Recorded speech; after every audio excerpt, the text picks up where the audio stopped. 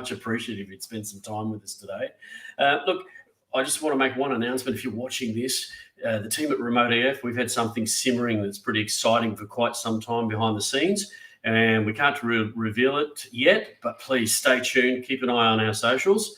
Very, very soon, we'll let you know what's happening. Other than that, if you want to join our Remote EF community, don't forget to join remoteef.co, click the community button, jump on in, and don't forget, like, subscribe, keep us running, be fantastic. Matt, how are you today? I'm well, thank you. Yep. Looking forward to it. Oh, no problems at all. No problems at all. Fantastic, Matthew. Okay, let's talk about you first. Can you let everybody know who you are, just in case they don't or they haven't read that book? Sure. I'm Matthew Skelton. So I'm mostly known for co-authoring of the book Team Topologies, which actually was published just over 4 years ago, September 2019. So it's been 4 and a bit years since it came out, and I think it's fair to say it's really made a big impression and a contribution to helping organizations kind of navigate the landscape of building and running kind of software enriched services at scale and at speed. And that was our intention effectively, but in a way which does that with humanity. So it's not, we're not treating people as cogs in the machine. My background is originally as a software engineer, building different kind of systems. I started off building software from medical imaging systems, so brain scanners, and then moved into more web-based stuff, ended up building some fairly large systems for big financial institutions and pharmaceutical and telecoms institutions, companies around the world, and then got into the continuous delivery space. So I did some architecture work for a retailer in London for a while, and that was just when cloud had started. So back in kind of obviously cloud started in 2008, but I started there around about 2011. So we're helping that organization kind of get to grips with the possibilities of what you can now do. And then increasingly we got involved in, I got involved in helping organizations navigate this kind of space. Like what changes when we need to go very quickly and we can do things at scale instead of going really slowly, because it turns out that a lot of the rules actually look quite different. And that's where I'm now basically, is helping organizations to think about the constraints inside their kind of business ecosystem or organizational ecosystem, and changing those constraints or tweaking them, and therefore enabling that organization to do things very quickly without all being locked up, having lots of dependencies between different groups. Yeah, and that's one of the reasons we got you on today. I was talking about how you do reorient the organization, how you reorient it for fast flow. But before we jump into that, I want you to just give us your version of what fast flow means organizationally to you. That's a good question.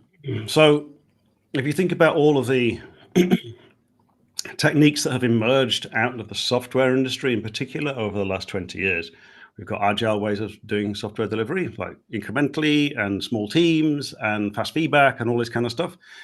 And then along 2010 comes techniques like continuous delivery. Around about the same time, out comes the practices that were originally called DevOps, which is developers and operations working together effectively. And all of these kind of techniques then point towards going much more quickly than historically. So historically, infrastructure took months and months to provision, and application development was, you perhaps did a release once a year, or maybe once every 3 years. Now we're expecting to release software, or changes to software, expected to release that multiple times a day. This is much more rapid. So it's very fast compared to what we were doing before. And thinking about things in terms of flow really helps to avoid this massive coupling that we get, massive dependency mess that you get inside many, many organizations. So fast flow is really like multiple ongoing streams of change to software enriched services done safely and sustainably. And I personally think that should also be done in a way which is humane, like really focused on the people, because we're not treating people like a machine. And if we've got this ability in place inside our organization, then we can actually We can change direction. We can meet user needs more quickly. We can fix bugs really quickly. We can respond to zero-day vulnerabilities quickly. We can address new regulatory requirements more quickly. We're giving ourselves the ability to have organizational agility, business agility, effectively. So, but we've got to get the fundamentals in place, which is reshaping the organization for fast flow, reshaping our systems, software architecture for fast flow, adopting new practices, adopting new mindsets. For example, historically, if you're a software architect, you'd probably be looking around the organization for, have we got any duplicates of anything? Have we got like 2 different, I don't know, message queues or something like that? Let's get rid of one and put everything into the same message queue because it's really expensive. And to a point, that's kind of reasonable because back in, the early, mid-90s, early 2000s, this was true. But these days, it's extremely cheap and quick and easy to spin up a separate, say, message queue. Why would you couple an software application or system that is low risk with a software application that is high risk? Keep them separate. Have separate message queues for those. There's no fundamental need to look for deduplication. That's one example of something that is 180 degrees from the kind of architectural principles and organizational principles that were reasonable to have in place, say 20, 30 years ago, and which now, with the advent of cloud and new techniques and practices and new computer languages and new awareness about socio-technical aspects of building software, some of these older ways of doing things are just not applicable at all. And it's actually really strange. It's very difficult for people. So fast flow becomes a core organizational capability that then allows us to have agility, true like business agility on top of it. I really like that. There's a question here that I'll just throw up on the screen. If you'd care to answer that before we move on. I've got some other ones for you, of course. But. Mm-hmm. In your view, is flow the next agile? Well, it very much depends what you mean. If by agile you mean something which is going to get co-opted by lots of tools vendors and then shittified, then hopefully not. But if you think about the Agile Manifesto and the people that were involved in that kind of stuff back then, and where the ideas came from, Agile was an amazing approach. And at its heart, Agile practices are still amazing and absolutely what we need. What we don't need is capital A Agile with all of this crazy ceremony and tooling and tracking people's time in Jira and all sorts of madness like that. But at the core of it is small teams working very closely with customers on real problems, getting fast feedback, building the smallest amount of stuff we need. That's what we still need to do. So let's be realistic about what we mean by agile. Hopefully, we can get to a point where we can focus on the real value when focusing on flow. But ultimately, there's actually a more fundamental reason to focus on flow, which is flow is how a lot of living systems, how a lot of natural systems actually work. And understanding the nature of flow and how it works then it allows us to step away from treating the organization like a machine, like a factory, and into something which is much more organic, much more living and breathing. And that then opens up so many more possibilities for things to be more nimble, things to be more able just to meet, to enable the organization to meet changing situations, demands, requirements, whatever, more nimbly. So there's actually underlying this, there's a fundamental reason for actually adopting flow and helping people to see things in terms of flow. Like, I'm not an expert in biology by any means, but the books that I've read, which talk about this stuff, indicate that then when you see things in terms of flows of energy, flows of water, flows of all sorts of things, particularly in our case, building IT systems, it's flows of information, then it actually opens up a whole new solution space, effectively, for working in the modern world, which is getting increasingly kind of complex, if you like, with all sorts of unpredictable things happening. Good question coming through from Ben, good friend of the show. Hey, Ben, nice to hear from you. What's your thoughts on that one, Matt? So what other aspects of business would you change besides technical architecture to encourage fast flow, e.g. finance, leadership, planning, communication? I think that's a leading question from Ben. So hi, Ben. It's a great question. And the answer is actually in the question there, because yes, you would actually need to change basically the whole organization really to think about things in terms of flow. So there's one thing which I guess I feel like I sort of need to apologize for, but not really. In writing the Team Topologies book, we effectively opened a kind of a Pandora's box or can of worms, or an exciting casket of jewels, if you want to see it in that way, like an exciting treasure chest. Because Team Topologies effectively is a gateway into thinking about operating models for flow. That's effectively what you can see. I mean, there are other approaches too. There's flow framework and similar things like this, all good.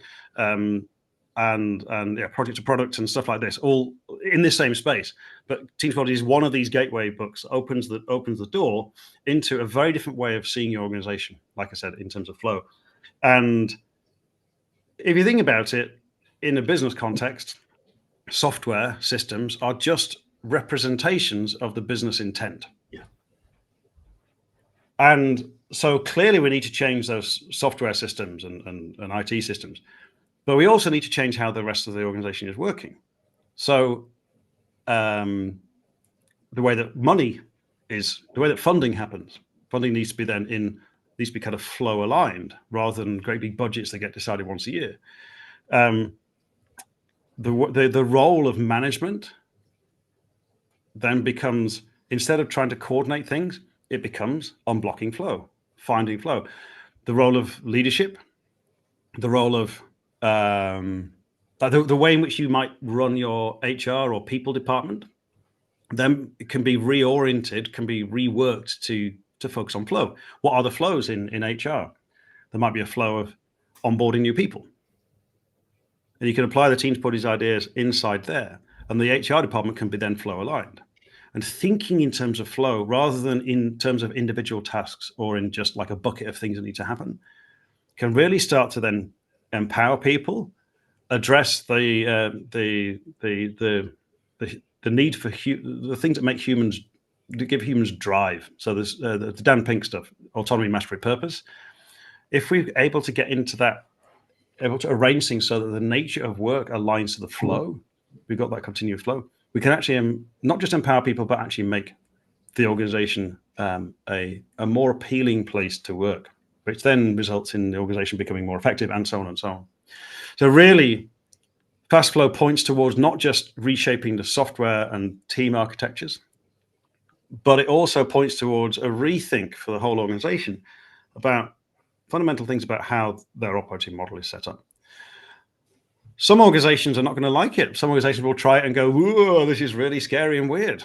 But those are the organizations probably which won't be around very much longer. Certainly if those organizations are building, kind of relying on software enriched services for significant parts of their operation, those kind of organizations won't be around in 5-10 years. The organizations that are going to survive are the organizations that do align to flow and realize the value of changing their operating model into a flow-centric approach.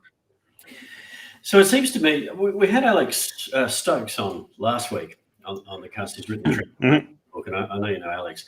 We were talking about transformations, and it seems to me in the transformational piece, I talk about it being transitional or transformational. And often you see organisations that either transition the flow of work, or they may transition the flow of work in the business area, but they really don't actually think about how they're going to plug all that together, which is where you're hitting the point there. But the other point that I see is they often, when I talk about they transition in flow, they transition it from the point of view of just bringing teams together and harnessing these teams, and they go with this, maybe the sticky teams thought, but they're really not thinking about the actual flow of work and how you actually, manage the dependencies, those killers of work, the handoffs, those types of things. Is that what you're seeing out there when you're starting to work with these organizations, Matt? Well, yeah, because what we've seen a few places, we worked with a retailer in North America. The CEO had read the Team Topologies book and was involved in some of the workshop sessions that we were doing over the period of, say, 2.5-ish months. And in one session, we were there with a few other people. I can't remember who it was, like VP of sales and head of product or someone. Anyway, at one point, the CEO This is a large corporation, right? This is like hundreds of people. CEO said, right, so we'll be done in 3 weeks then with all these changes. And we laughed. And then there was an awkward pause when we realized that he was serious, because he'd read like the first two or three chapters of the Team Topologies book, assumed that it was relatively straightforward because he got it and didn't bother reading the rest of it and didn't internalize the rest of it. I'm not picking on this person, especially because there's loads of people that do the same, which is really common. People take a very shallow reading of something because their mindset is not in the place to see the implication of the other ideas.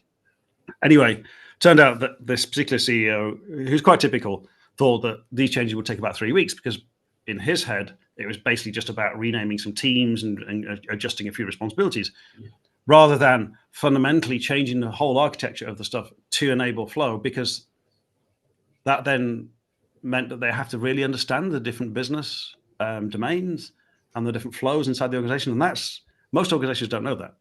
And that's why most organizations struggle. The organizations that understand their business domains, understand what their flows are the ones that are really succeeding. Anyway, irrespective of whether they've got Team Topologies in place or not.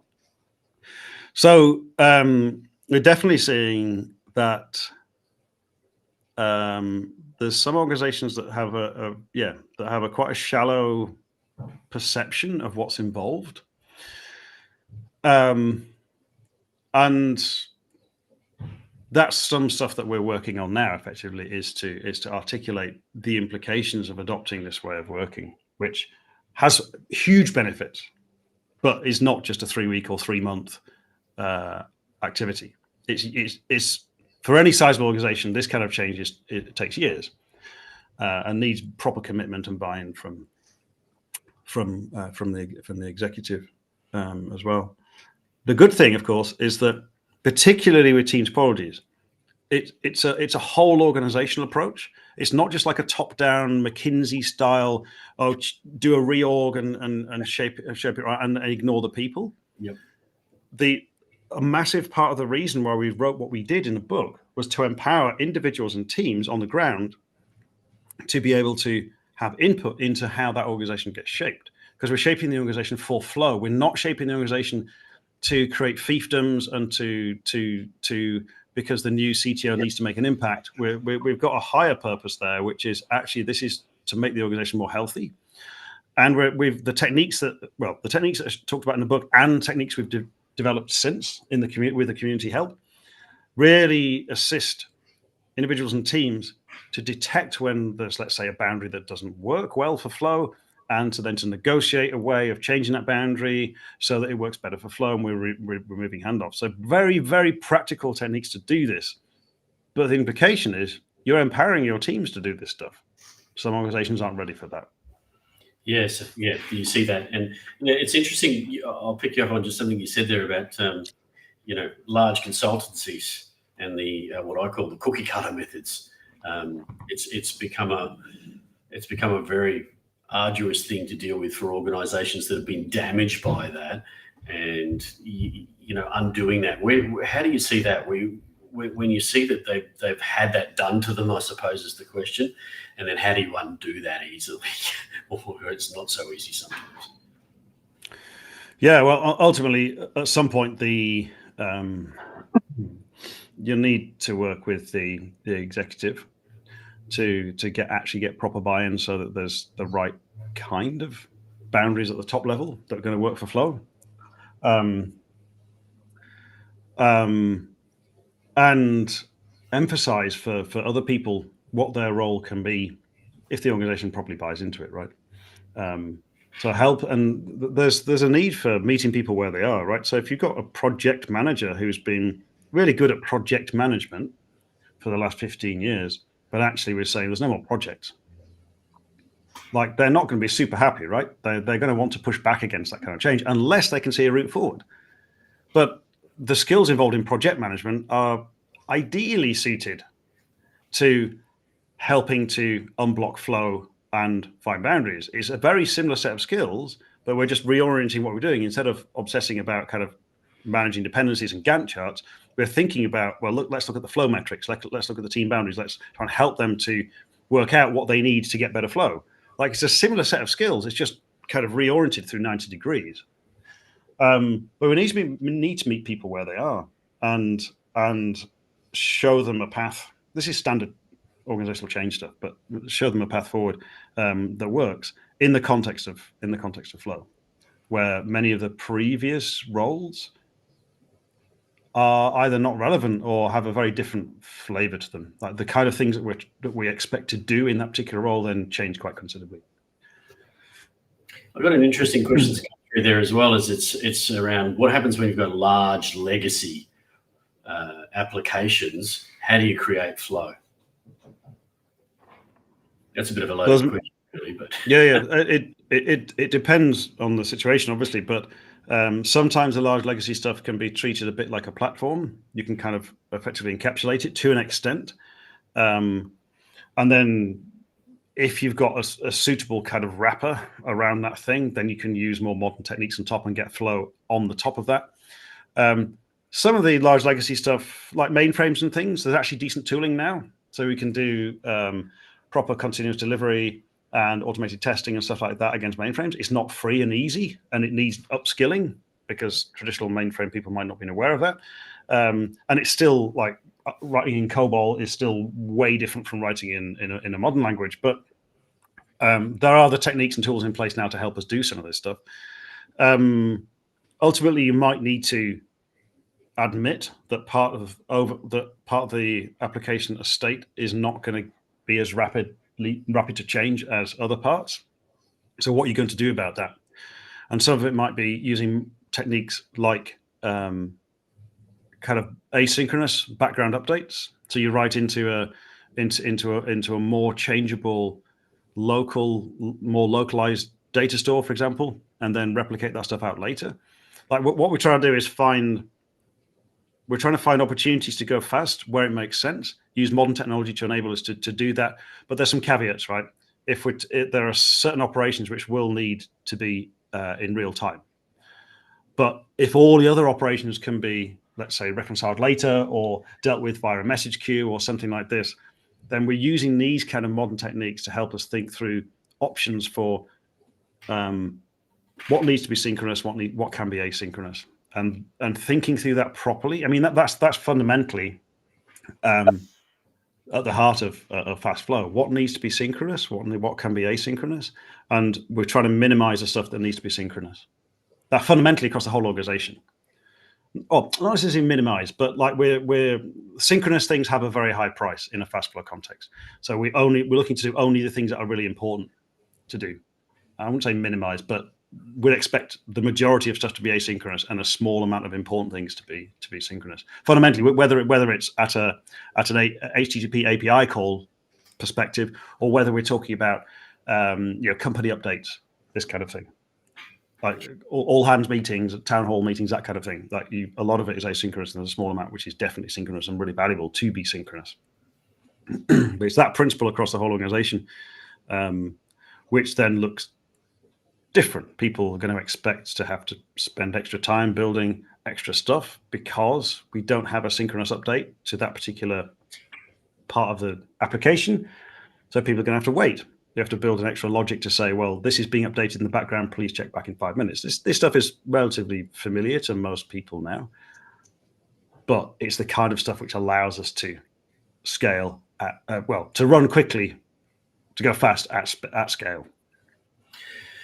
So you mentioned a couple of times, that you need executive leader or leader buy-in to get this kind of thing happening and get this kind of stuff done. What's the pitch? What's the value pitch that you take to them to move towards re-orienting to this kind of fast flow? Because there are lots of pitches out there, and you see pitches from the big consultants that says we're going to save you X amount of money if you let us just throw in the cookie cutter.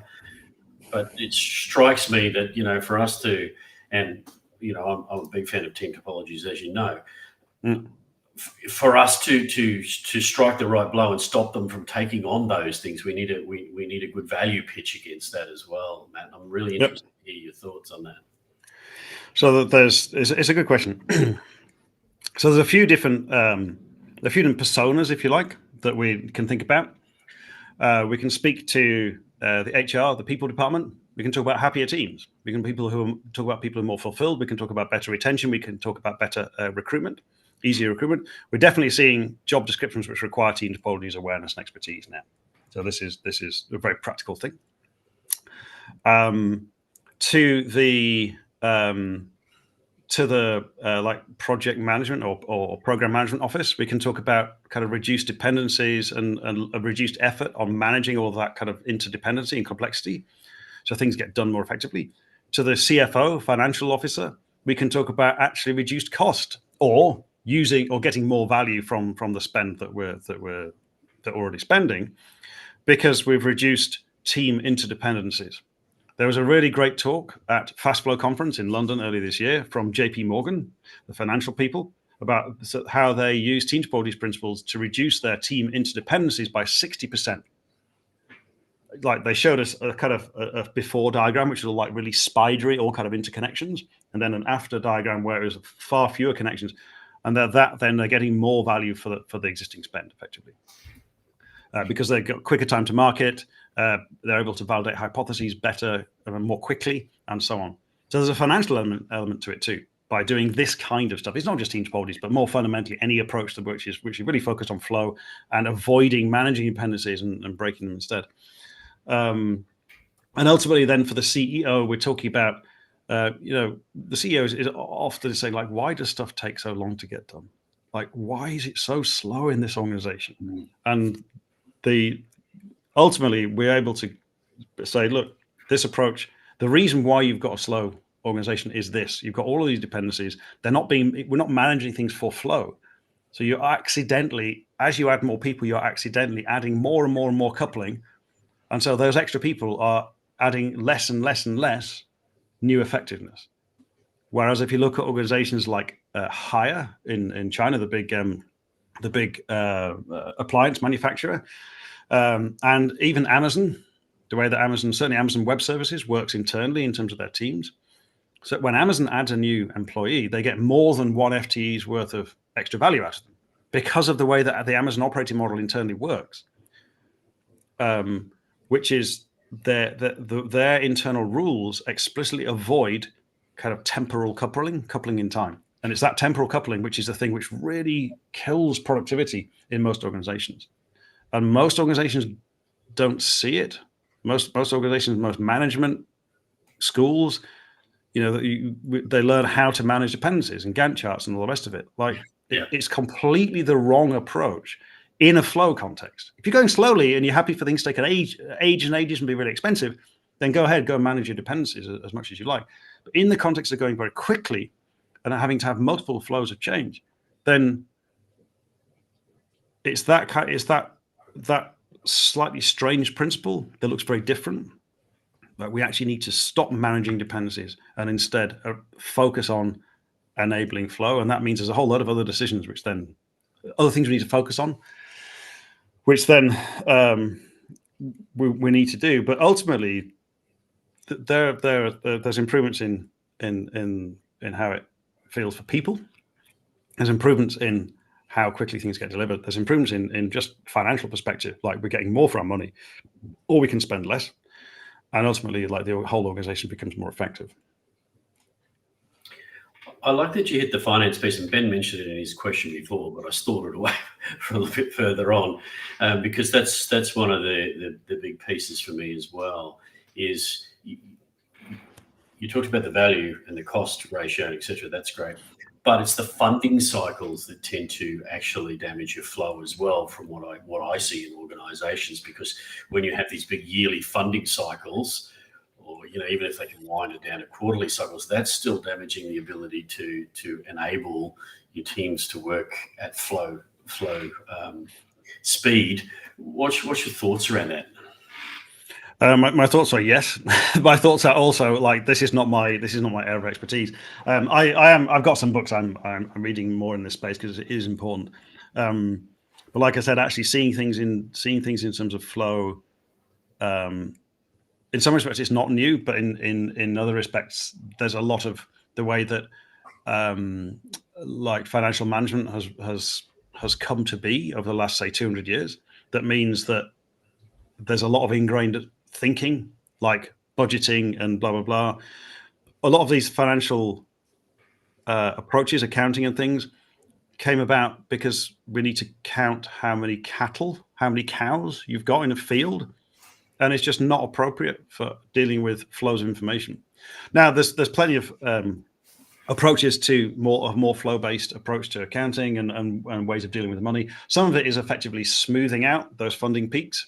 So yeah, we got a pot of money, but then we'll do like capacity funding and things like this. So we've got a big pot of money, and actually then internally inside a department or inside a particular area, then we'll turn that into flows of funding.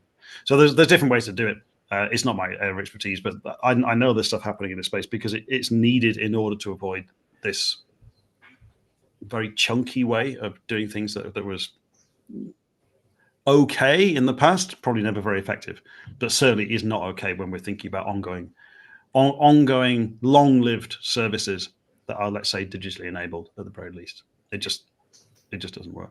I didn't expect you to have the magic wand on it, but it's interesting to me because obviously with Team Topologies that it brings up that question, right? Because I'd sort of took it like a 3-speed economy. If you can't change your governing mechanisms and you can't change your funding mechanisms, then the flow of work mechanisms will get to a point where they bang into that, and then something has to be done. Yeah. Ben's just added a comment saying something about throughput accounting. Yeah, this one, throughput accounting. So yeah, I think, like I said, like this is not my ever expertise, but I believe there's approaches, things like throughput accounting, which start to help. But again, that implies quite a chunky change for the organization, and we're at a bit of an inflection point, I think, here, where there's plenty of organizations that have proven this way of working or proven ways of working like this, even for like 20 years. In some cases, like Amazon's been running this for 20 years, basically, Amazon Web Services. So it's not like it doesn't work. It definitely works. It works at scale. It works for billions and billions of dollars of revenue per year. Like it's not a tiny thing. But there's a huge group. Most organizations are not ready or haven't thought about this change, or maybe they're thinking about it now and experimenting with it. But it will become increasingly important, because the speed with which you can deliver value to customers using digital services means that those organizations that get it right are going to win, are going to be ahead, are going to be, or at the very least, they're going to be saving money compared to the ones that are not, be able to be more effective. So I got when I put this up that we were going to have you on, I had a question asked of me from a good friend of mine, and said, look, we're struggling just to get, proper DevOps capability built in. How are we meant to take on team topologies at the same time, or can we do that at the same time? And so I'm taking that opportunity to ask you what your thought on that is, Matt. So it's an interesting question, because the whole principles around team topologies came out of the work that my co-author and I, so Manuel Paich and we did around the DevOps space. So it connects very much with that, because ultimately, if you work through a lot of the DevOps principles, as in different ways of development and operations working together, then what you get in a fast flow context, what you get is team topologies effectively. There isn't really any other fundamental way to do it effectively. But yes, it's a very good point that there's almost no point, there's almost no value in trying to adopt a lot of the team topology stuff if you haven't got the fundamentals in place. Or at least you should do it at the same time. So we need psychological safety. We need continuous delivery practices. We need automated testing. We need observability in production. We need automated infrastructure, automated tests. We need a whole bunch of this stuff, which is, to be honest, feels like it's pretty much table stakes. But as we've discovered over the last 4 years, there's loads of organizations which are nowhere near this stuff. We've got customers who are still doing like manual testing, handing off from development to testing to release to operations, all of this stuff, which is the industry as a whole has solved these problems, if you like, in terms of tooling and practices. But there's organizations which are 15, nearly 20 years behind in terms of adopting this stuff. So that becomes a real challenge, because you've got the field, if you like, is really stretched out. The people, the organizations that are at the front of this are way ahead of the organizations that are lagging behind. It's not just a chasm. It's like I don't know what you call it that's bigger than a chasm. It's absolutely huge. Like, it's very difficult to leap. So there's a need to But the nice thing now is that the tooling in the space is pretty advanced, and so you can get organizations up to speed maybe more quickly. But it's then the organizational, the people side of that organizational change that then is the thing that maybe starts to hold things back. And it's still needed. We can't just force this stuff onto people and expect it to work. So yes, it's really important for organizations to understand the scale and scope of the kind of things they need in place to make fast flow work. And it's not just a bit of team topologies. It's far more than that. It's all of the underlying practices that go along with it. Starting to look at things like throughput counting, starting to look at things like how we manage, how we see the leadership team. The leadership team can be there as a kind of enabling team. We're here to enable you, the rest of the organization, to do your job, to do your work better, rather than kind of commanding from the top. A very different mindset shift. It's a big mindset shift. It's a very different way of thinking. There's another thing that I see quite regularly, which I wanted to raise with you today, is this notion of I've got a DevOps team, and when you dig into that, they own DevOps. Everything to do with DevOps has to go through them, and they do the DevOps practices, but nobody else is doing a DevOps in the organization. Have you seen that, and how would you? Well, that's one of the first anti-patterns I published in 2013. Like, I published a blog post. It was almost exactly 10 years ago. Wow. In fact, is it even 10 years ago?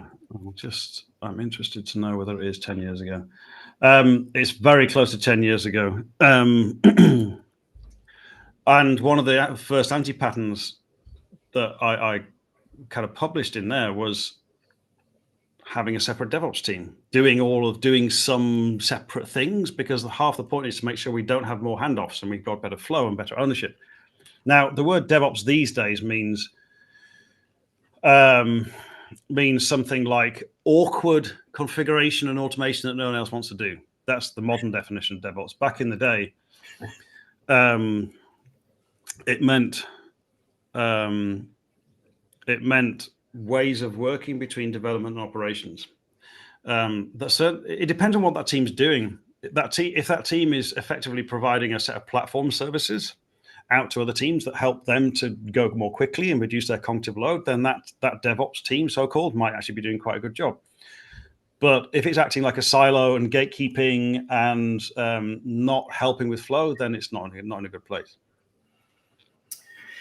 We're getting very close to the end of our time, Matt, because I know we've got a time limit on your availability. You're a very in-demand guy. So what I would say is I'd love to hear, so we're talking about orienting, your organization for fast flow. If I was to ask you for your top 3 things that you'd say to an executive, why they want to orient it to fast flow, what would they be? And I know. Well, I mean, the first thing is going to take a while. The second, as in at the very least months, but probably years. The second thing is there are some big changes in the nature of what people do and people's self-perception. So like an architect, software architect, historically, ivory tower, we do the big design. We've got all the experience. Now you go and implement it. And we're not on call. We're architects. We don't go on call for if the software services go down. That switches around. The architects are there to enable teams to achieve good architecture, full flow. And the architects are thinking about boundaries between teams, and they're thinking about discovering good architecture. The architecture effectively emerges from the needs of flow rather than them designing up front. So this people's mindset and self-perception changes a huge amount. And there's a load of techniques underneath that support this, particularly psychological safety, continuous delivery, observability. Cloud is a big enabler for this kind of way of working. And we know this stuff from the State of DevOps reports in the Accelerate book. This stuff has been surveyed and identified. And we've got the awareness at scale for the kind of things that need to work. So the main thing is it's not a small change. If you want the results, if you want this kind of business agility that we're talking about, then it's something that really needs to be a significant program of work. But we're now seeing organizations that are doing this at scale and are having significant success from it. So the success stories in that are starting to come out. Fantastic. Now, How can people get in touch with you? How can people get involved? I know you're even running some training courses as well. Please tell them. Yeah, so if you you can find me online, Matthew Skelton. You'll find me in most places, LinkedIn and Mastodon. I'm no longer on Twitter or X or whatever it is these days, for obvious reasons. My consulting company is called Conflux. You'll find us at confluxhq.com. And there's a lot. We've got a growing partner program around the Team Topologies ecosystem. So we've got partners starting to emerge in most parts of the world. And if you're interested in some local help adopting Team Topologies approaches, then head to teamtopologies.com and you'll find some details there. Brilliant. Matt, it's been fantastic to have you on today. For those that are listening, don't forget, join remoteaf.co, click the community button, join us. Lots of people talking about many of these things, remote, Team Topologies. Don't forget, keep an ear out, team at Remote AF, something exciting. It's cooking behind the scenes. We're going to reveal it very soon. Stay tuned. And most importantly, like and subscribe. That'd help as well. Matthew Skelton, it has been an absolute pleasure to have you on at Talking Remote today. It's been great. Thanks, Tony.